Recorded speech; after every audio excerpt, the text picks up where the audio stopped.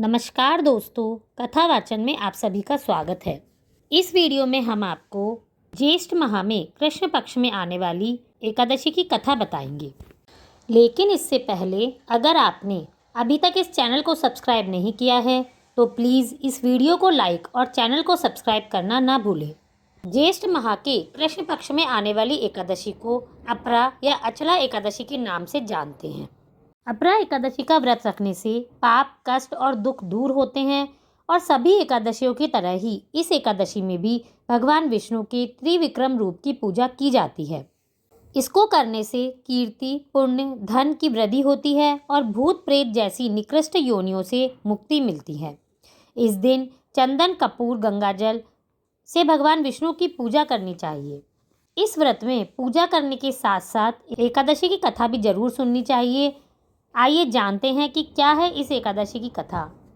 एक बार युधिष्ठिर कहने लगे, हे भगवान, ज्येष्ठ कृष्ण एकादशी का क्या नाम है और उसका महात्म्य क्या है, सो कहिए। भगवान कृष्ण कहने लगे कि हे राजन, यह एकादशी अचला और अपरा दो नामों से जानी जाती है। पुराणों के अनुसार ज्येष्ठ कृष्ण पक्ष की एकादशी अपरा एकादशी है, क्योंकि यह अपार धन देने वाली है। जो मनुष्य इस व्रत को करता है वे संसार में प्रसिद्ध हो जाते हैं। इस दिन भगवान त्रिविक्रम की पूजा की जाती है।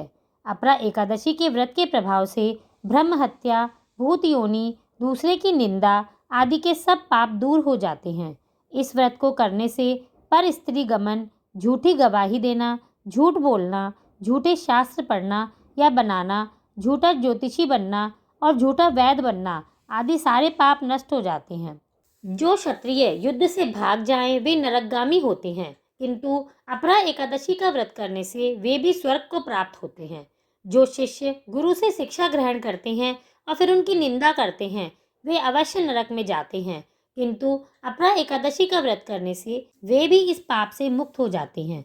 जो फल तीनों पुष्कर में कार्तिक पूर्णिमा को स्नान करने से या गंगा तट पर पितरों को पिंडदान करने से प्राप्त होता है, वही अपरा एकादशी का व्रत करने से प्राप्त होता है। मकर के सूर्य में प्रयागराज के स्नान से, शिवरात्रि का व्रत करने से, सिंह राशि के बृहस्पति में गोमती नदी के स्नान से, कुंभ में केदारनाथ के दर्शन या बद्रीनाथ के दर्शन करने से, सूर्य ग्रहण में कुरुक्षेत्र के स्नान से, स्वर्ण दान करने से अथवा अर्ध प्रसूता गौदान से जो फल मिलता है वही फल अपरा एकादशी के व्रत से मिलता है। यह व्रत पापरूपी वृक्ष को काटने के लिए एक कुल्हाड़ी के जैसा है। पापरूपी ईंधन को जलाने के लिए अग्नि, पापरूपी अंधकार को मिटाने के लिए सूर्य के समान, मृगों को मारने के लिए सिंह के समान है। अतः मनुष्य को पापों से डरते हुए इस व्रत को अवश्य करना चाहिए। अपरा एकादशी का व्रत तथा भगवान का पूजन करने से मनुष्य सब पापों से छूटकर विष्णु लोक को जाता है। इसकी प्रचलित कथा के अनुसार प्राचीन काल में महिध्वज नाम का एक धर्मात्मा राजा था। उसका छोटा भाई वज्रध्वज बड़ा ही क्रूर, अधर्मी और अन्यायी था। वह अपने बड़े भाई से द्वेष रखता। उस पापी ने एक दिन रात्रि में अपने बड़े भाई की हत्या करके उसकी देह को एक जंगली पीपल के नीचे गाड़ दिया। इस अकाल मृत्यु से राजा प्रेतात्मा के रूप में उसी पीपल पर रहने लगे और अनेक उत्पात मचाने लगे। एक दिन अचानक धौम्य नाम के ऋषि वहां से गुजरे। उन्होंने प्रेत को देखा और तपोबल से उसके अतीत को जान लिया। अपने तपोबल से प्रेत उत्पात का कारण समझा। ऋषि ने प्रसन्न होकर उस प्रेत को पीपल से नीचे उतारा और परलोक विद्या का उपदेश दिया। दयालु ऋषि ने राजा की प्रेत योनि से मुक्ति के लिए स्वयं ही अपरा एकादशी का व्रत किया और उसे अगति से छुड़ाने को उसका पुण्य प्रेत को अर्पित कर दिया। इस पुण्य के प्रभाव से राजा की प्रेत योनि से मुक्ति हो गई। वह ऋषि को धन्यवाद देता हुआ दिव्य देह धारण करके पुष्पक विमान में बैठकर स्वर्ग को चले गए।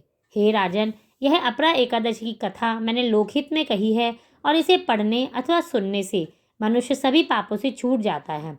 अतः आप एकादशी के दिन एकादशी का व्रत करने के साथ साथ इस कथा को जरूर सुने, ताकि व्रत करने वाले के सभी पाप भी नष्ट हो जाए। आप सभी को अपरा एकादशी की बहुत बहुत शुभकामनाएं। धन्यवाद।